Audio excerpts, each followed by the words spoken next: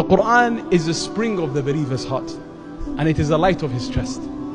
But the Quran, the smallest thing you have to learn from it first is the huruf, the tajweed. Then you have to memorize the nas, you have to memorize the ayat. Then you have to understand it, then you have to live by it. So the scholars, they say, going up like this will never become possible if you have not yet conquered the first level. So I'm reading wrong. That means whatever I memorize will be wrong. That means whatever I understand will be wrong. And finally, my implementation may all be wrong after this as well. Someone may say, but how can the implementation and the understanding have anything to do with how you read? Yeah, it has everything to do with it. لأن what you're reading or you're understanding is not the same thing. And then what you implement is going to be completely different too.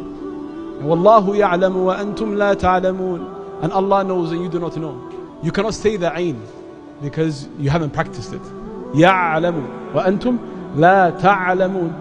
So instead of this you say Hamza, وَاللَّهُ يَعْلَمُ وَأَنْتُمْ لَا تَعْلَمُونَ. So now the meaning of what you said and the meaning of the tafsir that you're bringing together, they're not even in line in the first place.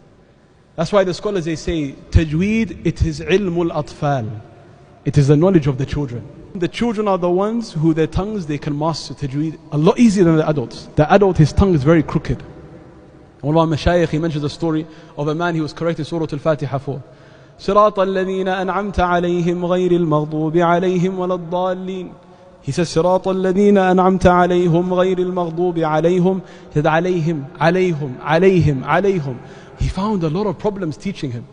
He said, can you hear me say عليهم? He said, yeah. So say عليهم. He said عليهم. And he couldn't do it. So this person, if you try to teach him the Quran like this, because his tongue is very crooked as an adult, he will get there in the end, but it will require a lot of effort. The children know.